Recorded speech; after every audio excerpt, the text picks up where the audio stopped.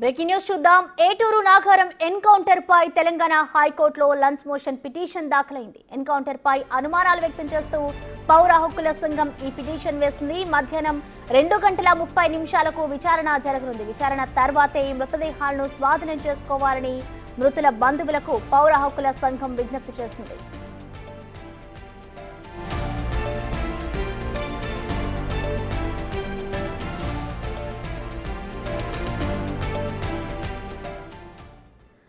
ఈ పిటిషన్ కి సంబంధించిన కంప్లీట్ డీటెయిల్స్ ని మా అసోసియేట్ ఇన్పుటేటర్ నగేష్ అందిస్తారు. Nagesh, over to you.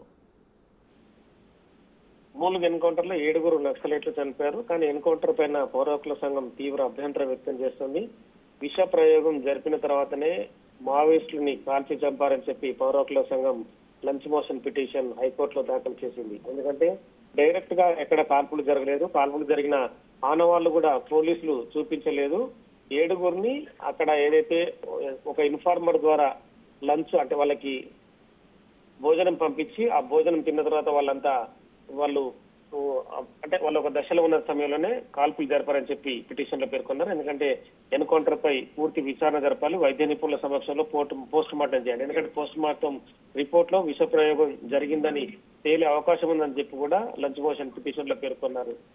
గతంలో అంటే తెలంగాణలో గత కొద్ది కాలంగా ఎన్కౌంటర్ అనేది ఎప్పుడు జరగలేదు. రెగ్యులర్ గా ఛత్తీస్గఢ్ కానీ మిగతా రాష్ట్రాల్లో ఎన్కౌంటర్ జరుగుతున్నాయి. కానీ 7 ఎన్కౌంటర్ అనేది కాంగ్రెస్ ప్రభుత్వం వచ్చిన తర్వాత ఇక్కడ జరిగింది కాబట్టి ఖచ్చితంగా ఇది ఓటకపు ఎన్కౌంటర్ అని చెప్పి పౌర హక్కుల సంఘం ఆరోపిస్తుంది. పోస్ట్ మార్టం సమయంలో కూడా ఖచ్చితంగా వీడియో రికార్డు కూడా చేయించాలని చెప్పి పిటిషన్ దాఖలు చేశారు. మధ్యాహ్నం 2:30 హైకోర్టు విచారణ జరపంది. ఆ విచారణ సమయంలో కూడా పౌర హక్కుల సంఘం నేతలు హాజరవుతారు. అలాగే మూలుగు జిల్లా ఎస్పీ శబరీష్ ని కూడా మరి హైకోర్టు ఆదరవమంటుందా లేదంటే ప్రభుత్వానికి సంబంధించిన అడ్వకేట్ జనరల్ ఏ వివరణ ఇస్తారనేది కూడా మధ్యాహ్నం తెలిసే అవకాశం కనిపిస్తుంది. Okay Nagesh, thank you.